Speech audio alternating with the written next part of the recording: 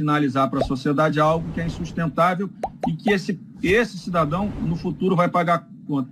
Quem é que paga a conta com a queda da atividade econômica, com o aumento da inflação? Nós estamos vendo aumento da inflação nos alimentos.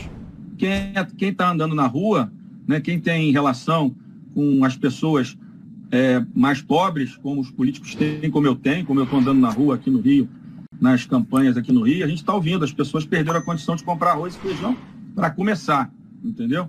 Então a gente sabe quem paga a conta, por isso que eu digo, popular dentro do teto, fora do teto é populista, e quem vai pagar a conta é a própria população. Não adianta você dar mais R$30, ampliar um pouquinho o Bolsa Família, ampliar a base, se os preços na ponta dos alimentos estão corroendo todos esses recursos que, em tese, são de boa qualidade para o cidadão. Então, dentro do teto, tudo que for dentro do teto é popular, tudo que for fora do teto, do meu ponto de vista, é populismo, que vai gerar uma grande recessão, e quem vai pagar a conta sempre será o brasileiro mais simples. É só olhar quem continua gastando e quem não está gastando. A classe A continua gastando.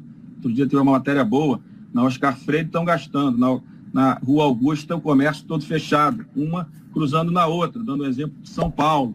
Então nós não podemos, mais uma vez, transferir para o brasileiro mais simples a conta da nossa falta de coragem, para não falar em irresponsabilidade, muitas vezes, dos governos e da política. Excelentes colocações. Primeiro, condições econômicas. Podemos sustentar o ritmo?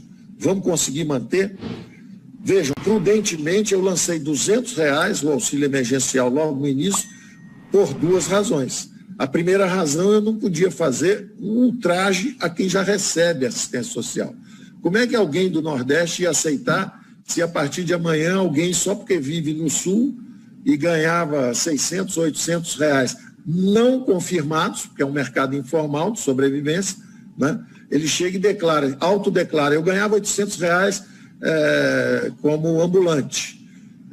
Por que ele vai receber R$800 agora se alguém, um irmão brasileiro, nordestino, pobre, ganha 200? Então eu tinha que botar 200. E pensando também, e se essa crise durar 2 anos? A gente aguenta, a gente tem fôlego. Com 200, 250, 300, nós conseguimos estender esse cobertor por mais tempo. Então, dado o grau de incerteza que havia naquele momento, eu, por uma condicionante ética, que é você não pode pagar mais a alguém que está em necessidade se você paga ao outro esses 200. Então, coloque igual. Agora, esteja flexível para subir um pouco. O que controla essa velocidade ou esse alcance? É justamente o seu ritmo fiscal. Você tem fôlego fiscal para ir até onde? A sua pergunta é excelente, excepcional, e eu digo o seguinte, nós temos esse fôlego para seguir até o fim do ano, como calibramos, dali para frente é um ponto de interrogação. Se não trabalharmos as reformas, teremos de novo um enorme desafio o ano que vem, se voltar uma segunda onda. Se vier uma segunda onda, o que eu tenho dito é o seguinte, acredite na democracia brasileira, ela dará a resposta. Nós teremos uma ação tão fulminante e decisiva como tivemos. O que nós não podemos é, por falta de honestidade com nossos contemporâneos, por falta de responsabilidade com os nossos filhos, netos, futuras gerações. Em vez de enfrentarmos os reais desafios orçamentários, é usar essa desculpa para estender tudo isso como se não houvesse amanhã. Com isso, para isso, não contem comigo. Contem comigo para uma resposta correta, politicamente, responsável com as futuras gerações. Então, evidentemente, que se vier uma segunda onda, nós vamos trabalhar da mesma forma, tão decisiva quanto foi a primeira. Vamos ter que reagir, vamos corrigir erros ou excessos que tenhamos cometido no primeiro enfrentamento, mas eu confio na democracia brasileira, inclusive pelo aprendizado que tivemos.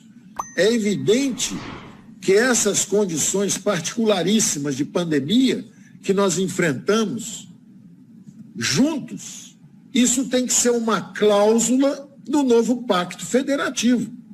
O que acontece se amanhã subiu o nível do mar e 80% da população brasileira vive na costa. E nós vamos ver milhões de brasileiros fugindo para as montanhas, em São Paulo, tentando subir de Santos para a cidade de São Paulo, no Rio, cariocas, niteroenses, todo mundo tentando subir para Petrópolis, Teresópolis, milhões de pessoas, estradas engarrafadas. Como é que vai ser isso se houver um desastre ambiental? Como é que vai ser isso se houver uma calamidade, um Covid-26? Como é que nós vamos enfrentar isso? Então, nós temos que ter uma cláusula de calamidade pública, justamente que crie esse sistema de exceção para episódios onde precisemos preservar a vida e emprego de brasileiros.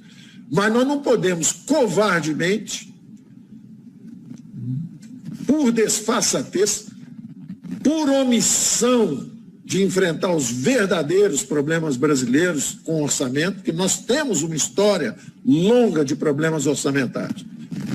Daí a nossa proposta de desvincular, desindexar, desobrigar as despesas, devolver os orçamentos públicos à decisão política.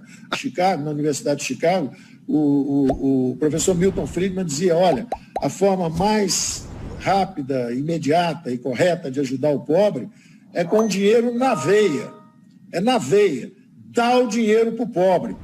Porque se você criar um banco que vai transferir recurso para um grupo de trabalho, que por sua vez vai transferir para um estado, que depois vai levar para o município, que depois, até a coisa acontecer, já se perdeu na burocracia 90% dos recursos, ou na corrupção.